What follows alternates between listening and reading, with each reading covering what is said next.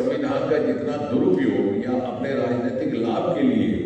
इस्तेमाल कांग्रेस पार्टी ने किया, इतना शायद ही किसी ने किया।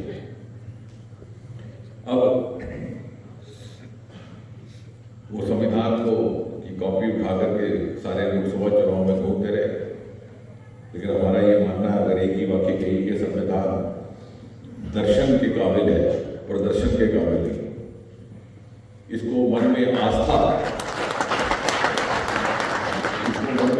का रूप दे करके इसका पालन करना एक ग्रंथ समझ करके वो हमसे अपेक्षित है, ना कि हम इसकी नुमाइश करें। लेकिन शायद मुझे लगता है कि आज़ादी के 70-80 बरस के बाद 3-4 पीढ़ियाँ गुजर गई, जो उस समय के कालखंड से किसी हद तक अपरिचित भी हैं, नावाकिफ भी हैं। अभी डॉक्टर जिंदल साहब इमरजेंसी का जिक्र कर रहे थे, उसको हुए 50 बरस से ऊपर हो गया, और उस पीढ़ी के लोग भी जिन्होंने उसको भुगता था वो अब कुछ है कुछ नहीं है। 2 नई पीढ़ियाँ तो शायद आपको नया इतिहास पढ़ा सके। लेकिन अगर आप, और ये समय आया है क्योंकि अक्सर अब चूंकि बहुत सारा समय हमारा सोशल मीडिया पे चला जाता है, तो बहुत ज़्यादा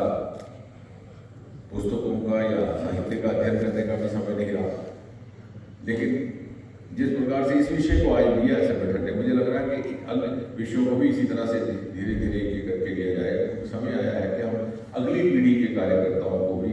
इसके बारे में जानकारी दें कि किस प्रकार भारतीय जनता पार्टी की 3 पीढ़ियों ने अपने जीवन समर्पण कर दिया, अपना जीवन खपा दिया, अपना बलिदान दिया, कुर्बानी दी इसी लोगों की वजह से, जिन्होंने संविधान का दुरुपयोग करके उनका दमन किया। और आज यदि भारतीय जनता पार्टी की सरकारें बनी है तो उन्हीं 3 पीढ़ियों के हमारे गुजरे हुए कार्यकर्ताओं की कुर्बानी का परिणाम है कि आज हम उसका परिणाम भोग रहे हैं। और जिस तरह से आप परिवार में सुनाते हैं कभी कि किस तरह से हमारा दादा था, किस मुफलसी से उसने काम शुरू किया, किस तरह से उसने एक पतलून पहन करके अपनी रोजगार कमाई, फिर पिताजी ने क्या किया, और फिर बेटा आप यहाँ पहुँचे हो तो आपकी विरासत कायम रखी।